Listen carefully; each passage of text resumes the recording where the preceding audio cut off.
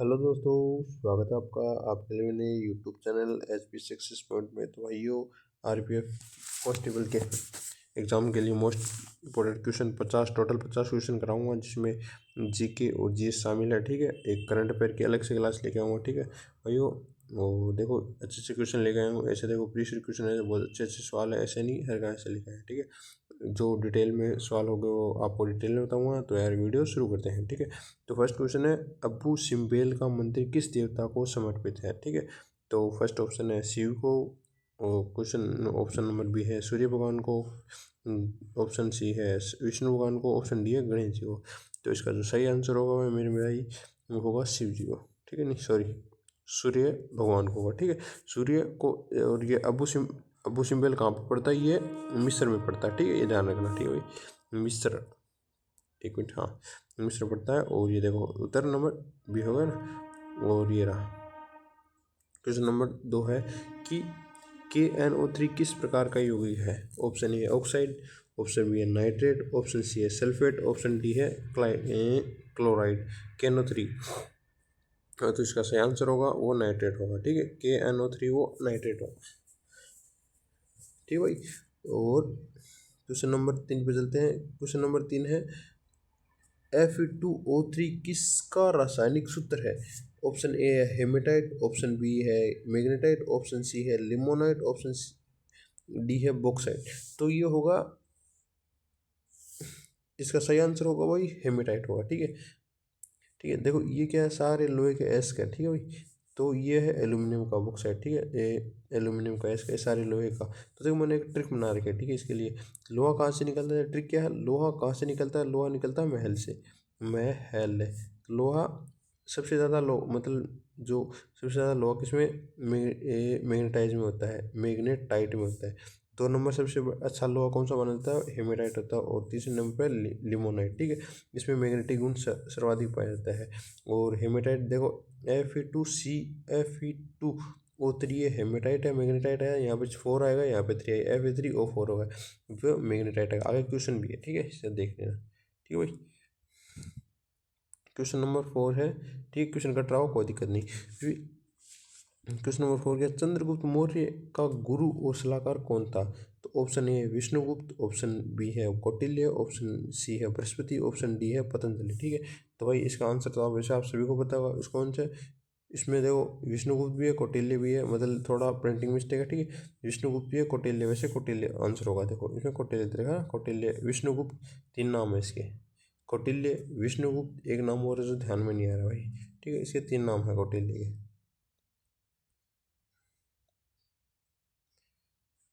ठीक है, और क्वेश्चन नंबर 5 है, चीन का सबसे पुरानी सभ्यता कौन सी है। बढ़िया सवाल है भाई। देखो ऑप्शन ए है सोंग, ऑप्शन बी है झोंग, ऑप्शन सी है हान, ऑप्शन डी है स्वान। तो इसका जो सही आंसर होगा वो है स्वान संस्कृति। ठीक है, प्राचीन सबसे प्राचीन सभ्यता कौन सी है, स्वान है। और वैसे भी विश्व में सबसे प्राचीन सभ्यता कहाँ की है, वो चीन की है भाई। ठीक है, 5000 ईसा पूर्व के आसपास, बहुत नहीं, मिस्र की है उसके बाद, हाँ मिस्र की सबसे पुरानी मिस्र की सभ्यता है, सॉरी। और इसकी कौन सी है, देखो स्वान है ना, हाँ स्वान है। ठीक है, और ठीक है, और ठीक है,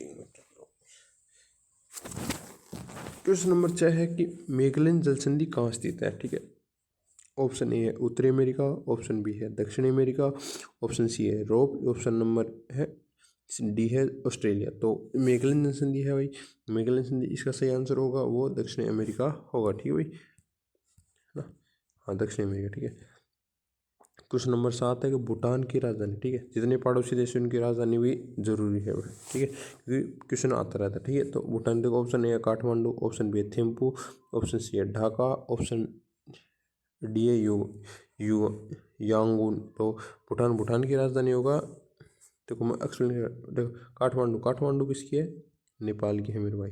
ठीक है, ढाका की है, ढाका टाका, यानी ढाका है बांग्ला की, यानी बांग्लादेश की। ठीक है, बांग्लादेश की राजधानी ढाका, ढाका, और इसकी करेंसी है टका, ढाका टका याद रखना। ठीक है, यांगून है, ये किसकी है, ये म्यांमार की है। ठीक है, सबसे पुरानी यांगून थी। ठीक है, ये ध्यान रखना।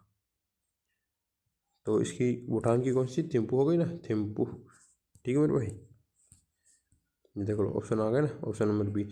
और क्वेश्चन नंबर 8 है कि बंगाल का विभाजन किसने किया था। तो ऑप्शन ए है लॉर्ड डलहौजी ने, ऑप्शन बी है लॉर्ड कर्जन ने, ऑप्शन सी है लॉर्ड मिंटो ने, ऑप्शन डी है लॉर्ड लिनलिथगो ने। तो जो इसका सही आंसर होगा वो लॉर्ड कर्जन ने होगा। ठीक है, और कब किया था बंगाल विभाजन 1905 में, और कौन से स्वदेशी आंदोलन शुरू हुए थे। ठीक है भाई, ये देखो लॉर्ड कर्जन ने शुरू किया था बंगाल विभाजन।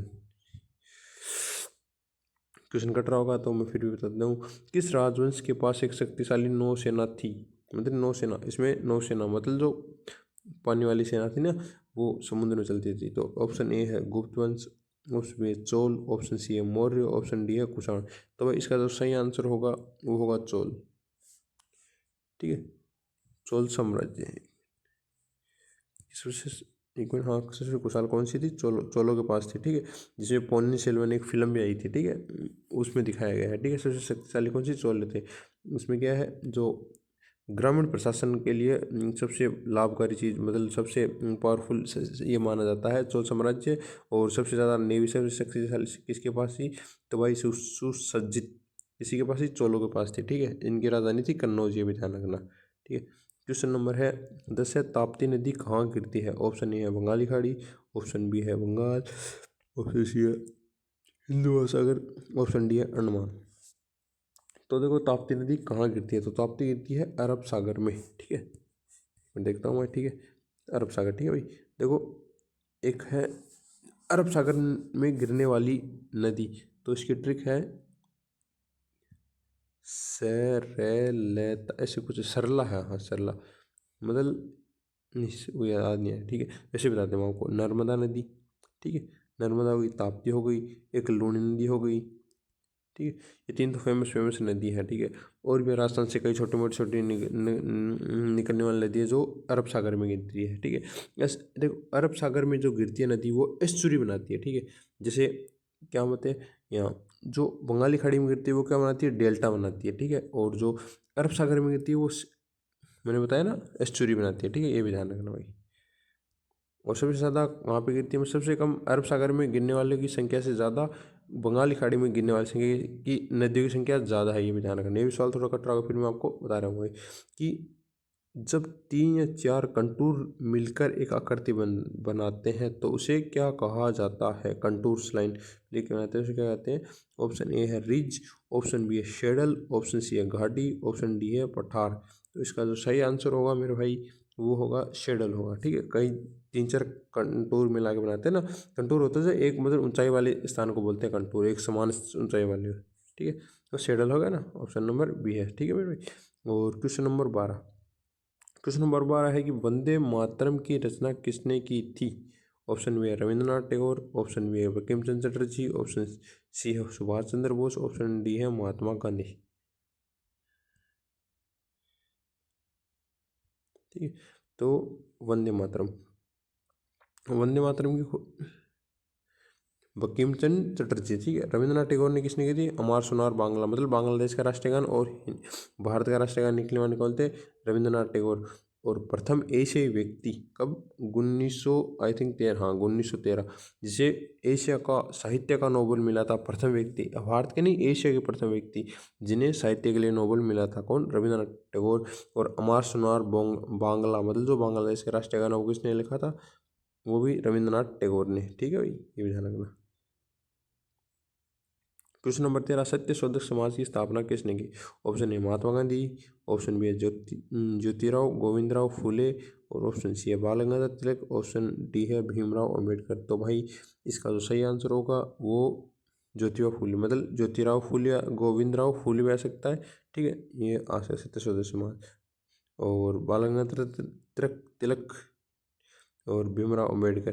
तो एक मिनट, भीमराव अम्बेडकर और गांधी जी भी कौन सा 1932 में पूना पैक्ट हुआ था, 1932 में पूना पैक्ट हुआ था। ठीक है, और बाल गंगाधर तिलक ने होम रूल लीग की स्थापना की थी। ठीक है, उसमें नाम एक आता है होम रूल लीग की स्थापना किसने की थी, एनी बेसेंट और बाल गंगाधर तिलक ने की थी। ठीक है, 1916 में। ठीक है भाई, ज्योतिराव गोविंदराव फूले ने। ठीक है, और ये साल कट रहा होगा, फिर मैं आपको बता देता हूँ। ठीक है, कि भारत का कौन सा राज्य म्यांमार की सीमा से लगा हुआ है। तो कौन सा राज्य म्यांमार की सीमा से लेगा। ऑप्शन ए है असम, ऑप्शन बी है नागालैंड, ऑप्शन बी है सी है मणिपुर, ऑप्शन डी है मेघालय। तो म्यांमार, तो सही आंसर होगा वो होगा भाई मणिपुर होगा। ठीक है, ऐसे नक्शे से याद होता है भाई ऐसे। ठीक है, ऐसे देखो ये मणिपुर होगा। ठीक है, ऐसे क्वेश्चन क्या नक्शे से आराम से जुड़ जाते हैं। ठीक है, नेक्स्ट सवाल पे चलते हैं। नेक्स्ट सवाल पे है, ये भी शायद तक हल्का फुल्का कट रहा है कि महादेव पर्वत किस पर्वतमाला का हिस्सा है। महादेव पर्वत, ऑप्शन ए है अरावली, ऑप्शन बी है शिवालिक, ऑप्शन डी है सतपुड़ा, ऑप्शन बी है विंध्य विंध्य। तो देखो इसका ट्रिक किसे याद है, महादेव माता कौन, शिव जी, तो शिवालिक। देखो ऐसे कनेक्ट हो रहा है ना महादेव पर्वत। ठीक है, शिवालिक की पहाड़ियाँ। ठीक है, और शिवालिक है ना। और क्वेश्चन नंबर, ये भी थोड़ा कट रहा, कोई दिक्कत नहीं है, कि क्वेश्चन नंबर 16 है कि द्रवीकृत पेट्रोलियम गैस एलपीजी का मुख्य घटक। एलपीजी का मुख्य घटक कौन है। ऑप्शन ए है प्रोपेन, ऑप्शन बी है ब्यूटेन, ऑप्शन सी है मीथेन, ऑप्शन डी है एथेन। तो कौन सा नहीं है, देखो नहीं है मतलब इसमें नहीं आना चाहिए। ठीक है, कि एलपीजी कौन से, तो मुख्य घटक वैसे तो ब्यूटेन होना चाहिए। देखो इसमें ब्यूटेन दे रखा है। ठीक है, तो लेकिन गैस में क्या है, देखो LPG liquid five petroleum gas ऐसे बोलता है। ठीक है, तो उसमें प्रोपेन होता है, ब्यूटेन होता है, प्रोपेन ब्यूटेन एथेन भी होता है। ठीक है, ठीक है, मीथेन नहीं होता। तो सबसे ज़्यादा ब्यूटेन पाया जाता है, ये भी रखना। ठीक है, और क्वेश्चन नंबर 17 है। Question number 17 magnetite. देखो ये मैंने ऊपर कराया था, मैग्नेटाइट का रासायनिक सूत्र क्या है। तो इसका देखो आंसर आप देना मेरे भाई, मैंने आपको ऊपर बताया हुआ है। तो इसका क्वेश्चन कमेंट बॉक्स में लिख देना मेरे भाई। और प्रश्न नंबर 18 कि पिट्यूटरी ग्लैंड में कौन से हार्मोन पाए जाते हैं। पिट्यूटरी यानी पीयूष ग्रंथि में केवल प्रोटीन, केवल स्टेरॉइड, केवल एमिनो एसिड, या स्टेरॉइड और प्रोटीन दोनों। तो इसका आंसर होगा केवल प्रोटीन होना चाहिए शायद। ठीक है, देखो एक मिनट, स्टेरॉइड और प्रोटीन, सॉरी है पिट्यूटरी यानी पीयूष ग्रंथि में कौन से स्टेरॉइड और प्रोटीन। हाँ, क्योंकि नीचे सेक्सुअल हार्मोन भी कंट्रोल करती है, तो स्टेरॉइड और प्रोटीन दोनों होगा। ठीक है मेरे भाई। और क्वेश्चन नंबर 19 है कि शरीर में हार्मोन कैसे संचालित होता है। ऑप्शन में है लाल आरबीसी यानी लाल रक्त कणिकाओं द्वारा, तंत्रिका द्वारा, ऑप्शन सी है प्लाज्मा द्वारा, ऑप्शन डी है लिम्फ द्वारा। तो इसका जो सही आंसर होगा वो एक मिनट होगा प्लाज्मा द्वारा। ठीक है, देख लेते हैं ऑप्शन, तो प्लाज्मा द्वारा। ठीक है, और क्वेश्चन नंबर 19 है मानव शरीर की मास्टर ग्रंथि किसे कहा जाता है। मास्टर ऑफ मास्टर ग्रंथि, मास्टर ग्रंथि या प्रधान ग्रंथि किसे कहता है। ऑप्शन ए है थायराइड ग्रंथि, ऑप्शन बी है अधिवक्र ग्रंथि, ऑप्शन सी है पिट्यूटरी ग्रंथि, ऑप्शन डी है अग्नाशय ग्रंथि। तो ये उसका सही आंसर होगा पिट्यूटरी या पीयूष ग्रंथि, पीयूष ग्रंथि। और अग्नाशय को मिक्सर ग्लैंड बोला जाता है, मिश्रित ग्रंथि होता है। ठीक है, ये भी ध्यान रखना भाई।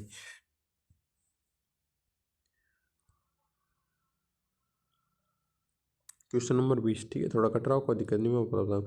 क्वेश्चन नंबर भारत का सर्वोच्च नागरिकता सम्मान कौन सा है। ठीक है, तो कन्फ्यूज नहीं होना है। ऑप्शन ए है, ये तो सभी को पता होगा, मैं इसके सही आंसर राइट बता देता हूँ। ठीक है भाई, तथा आपका समय खराब नहीं करो। भारत रत्न, देखो सबसे बड़ा कौन सा है, भारत रत्न, उसके बाद पद्म विभूषण, उसके बाद भूषण, उसके बाद पद्मश्री आता है। ठीक है, सबसे बड़ा भारत रत्न होगा।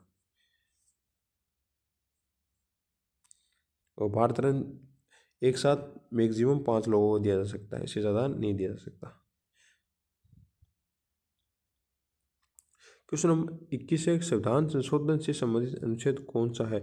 मतलब इनमें से कौन सा अनुच्छेद है जिसके थ्रू संविधान संशोधन किया जा सकता है। ऑप्शन है 352, ऑप्शन बी 368, ऑप्शन सी है 370, ऑप्शन डी है 356। तो मेरे भाई इसका जो सही आंसर होगा वो 368 होगा। मतलब संविधान संशोधन करने के लिए कौन सा अनुच्छेद 368। और अनुच्छेद 368 कहाँ से लिया गया है, साउथ अफ्रीका से। ये कौन सा आपातकाल के लिए है, 352, 356 और 360, यह आपातकाल के लिए। ठीक है, ये वित्तीय आपातकाल है, ये आंतरिक आपातकाल है। ठीक है, और ये बाह्य आपातकाल के लिए होगा। ठीक है मेरे भाई, ये भी ध्यान रखना। और जम्मू कश्मीर 370 हो गया, और 200 ये मैंने बता दिया आपको, देखो ये ठीक हो गया भाई। आगे चलते हैं, जो पॉलिटिक्स से सवाल अच्छे खासे आ रहे हैं। ठीक है, जो भी पॉलिटिक्स का सवाल आएगा मैं आपको अच्छे से एक्सप्लेन कर दूँगा। क्वेश्चन नंबर 22 है भारत की पहली बार राष्ट्रीय भारत में प्रथम आपातकाल कब लगा था? तो ऑप्शन ए है 1947, ऑप्शन बी है 1962, ऑप्शन सी है 1975, ऑप्शन डी है 1991। तो मेरे भाई इसका जो सही आंसर होगा 1962। 1962 चीन के साथ युद्ध हुआ था, ठीक है। इसके बाद देखो 1962 में, और उसमें प्रधानमंत्री कौन थे? 1962 में प्रधानमंत्री थे जवाहरलाल नेहरू। ये भी ध्यान रखना मेरे भाई। और राष्ट्रपति, आई थिंक राष्ट्रपति इसमें राजेंद्र प्रसाद होने चाहिए इस समय तक, क्योंकि उनका टेन्योर 10 साल था।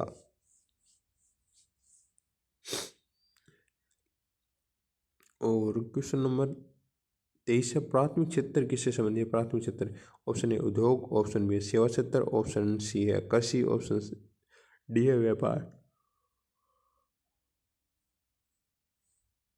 तो इसका सही आंसर होगा मेरे भाई, इसका प्राथमिक क्षेत्र होगा कृषि वाले क्षेत्र, ठीक है। सेवा क्षेत्र तृतीय में आता है, उद्योग सेकंड में आता है, और व्यापार भी थर्ड में आता है, ये भी ध्यान रखना।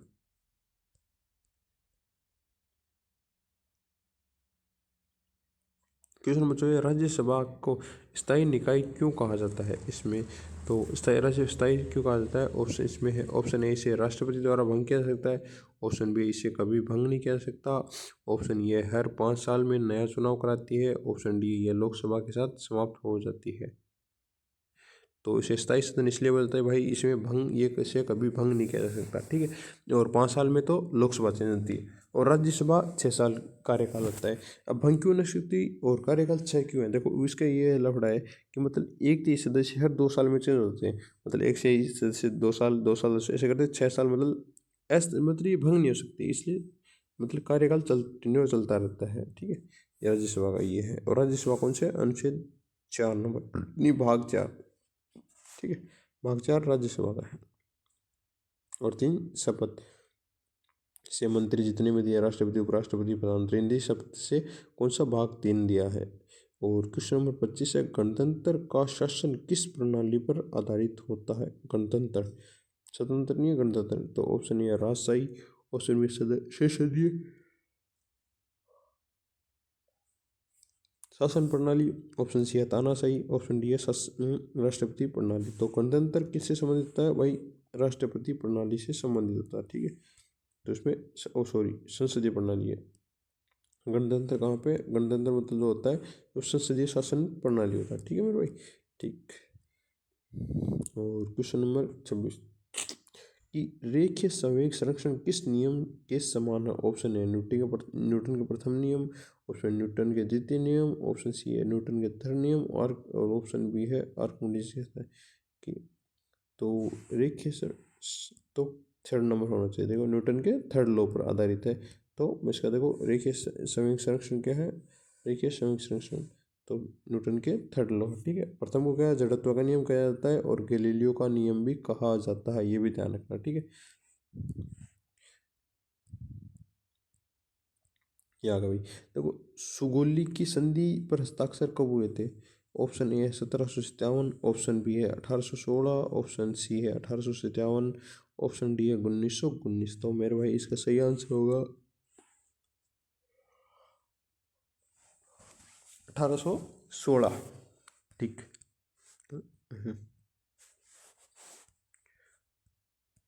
और इसमें है प्रश्न नंबर 28 है, ठीक है। तो यह है पेट्रोलियम की गुणवत्ता मापने की इकाई क्या है? पेट्रोलियम की गुणवत्ता, ठीक है। ऑप्शन ए है डेसिबल, ऑप्शन बी है कैलोरी, ऑप्शन सी है ऑक्टेन, ऑप्शन डी है पार्सिक। पेट्रोलियम की गुणवत्ता ऑक्टेन में मापी जाती है, ये सही आंसर होगा ऑक्टेन, ठीक है, ऑक्टेन। और एक मिनट, हाँ हाँ, एक बैरल में कितने लीटर होता है? एक बैरल में होता है 159, यानी 158 सम के आसपास, 158 पॉइंट समथिंग होता है, लेकिन 159 मैक्सिमम उत्तर होता है। 100 एक बैरल में 159 लीटर हो जाता है, ठीक है। कई बार पूछा जाता है ये मैक्सिमम। तो मैंने बता दिया ऑक्टेन मतलब जितनी ज़्यादा ऑक्टेन संख्या होगी उतना ही वो मतलब पेट्रोल होगा, ठीक है, वो इतना ही शुद्ध होगा, ठीक है, ध्यान रखना। और क्वेश्चन नंबर 29 से चेन खींचने पर ट्रेन क्यों रुक जाती है? ऑप्शन बी है ब्रेक सिस्टम एक्टिव हो जाता है, ऑप्शन सी है इंजन तुरंत बंद हो जाता है, ऑप्शन सी है निर्वात टूट जाता है और हवा तेजी से बाहर बहने लगती है, ऑप्शन डी है इंजन में अतिरिक्त दबाव बनता है। तो इसका जो सही आंसर होगा वो ये होगा, ठीक है।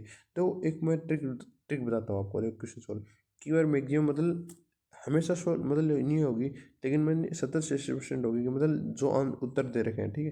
कई बार देखो फंस भी जाते हैं लड़के, लेकिन जो मतलब बिना सोचे समझे उत्तर देना है, मतलब जो इसमें जो ऑप्शन बड़े दिख रहे हैं, देखो साइज में बड़ा कौन सही है, देखो कई बार मैं आपको आगे भी बताऊँगा जिसमें उत्तर बड़े बड़े दिख रहे हैं ना, वो उत्तर हमेशा होते हैं, मतलब जो बड़े आंसर होते हैं। देखो इसका सही आंसर क्या है, निर्वात टूट जाता है और हवा तेजी से बहने लगती है, ठीक है। ऐसे तुक्के लगा भी सकते हो, ठीक है। ये स्मार्ट तुक्के होते हैं मेरे भाई, ये भी ध्यान रखना। और ये होता है क्वेश्चन नंबर 30 है, पेट्रोलियम में प्रदूषण जांचने के लिए किस तत्वों का की जांच की जाती है, ठीक है। ऑप्शन भी है सीसा और कार्बन, ऑप्शन भी है हाइड्रोजन और नाइट्रोजन, क्वेश्चन ऑप्शन है ऑक्सीजन और सल्फर, और ऑप्शन है 4 है फास्फोरस और सिलिकॉन। तो इसका जो सही आंसर होगा मेरे भाई वो होगा सीसा और कार्बन होगा, ठीक है। क्योंकि प्रदूषण जांच है तो इसमें क्या है, सीसा और कार्बन की जांच होती है। तो क्वेश्चन नंबर 31 है, मानव शरीर में कौन सा प्राकृतिक प्राकृतिक रूप से नहीं पाया जाता, मानव शरीर में प्राकृतिक रूप से पाया जाता। ऑप्शन ए है लोहा, ऑप्शन बी है कैल्शियम, ऑप्शन सी है पोटेशियम, ऑप्शन डी है सीसा। तो इसका सही आंसर होगा वो सीसा होना चाहिए, ठीक है। देख लेते हैं हमारे सीसा, ठीक है।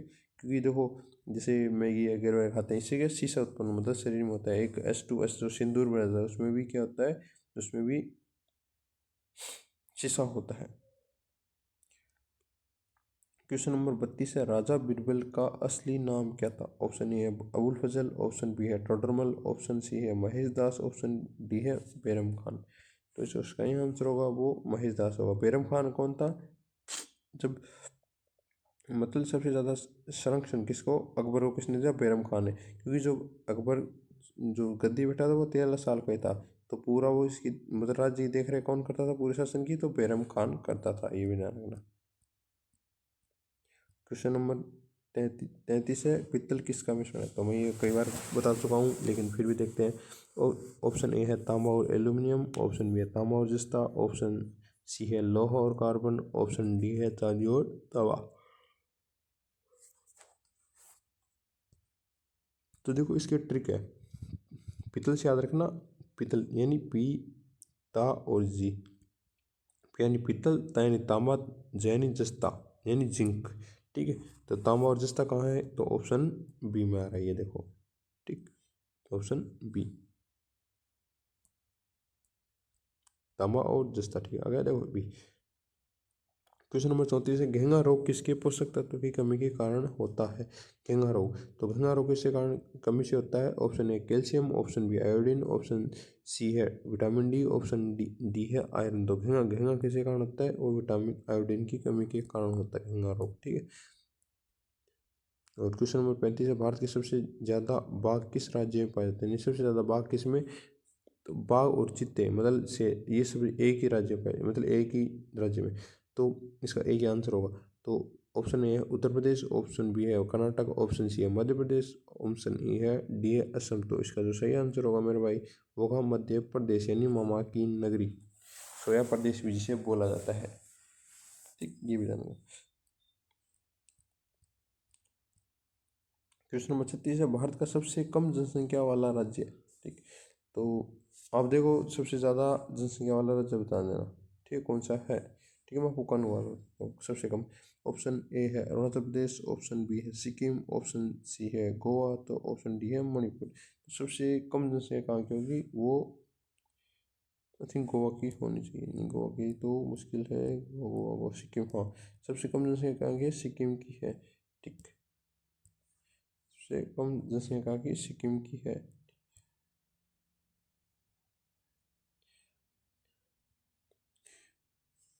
एक कुछ और बात बताता हूँ, क्योंकि जनगणना से मतलब जनसंख्या से सवाल आते रहते हैं, ठीक है मेरे भाई।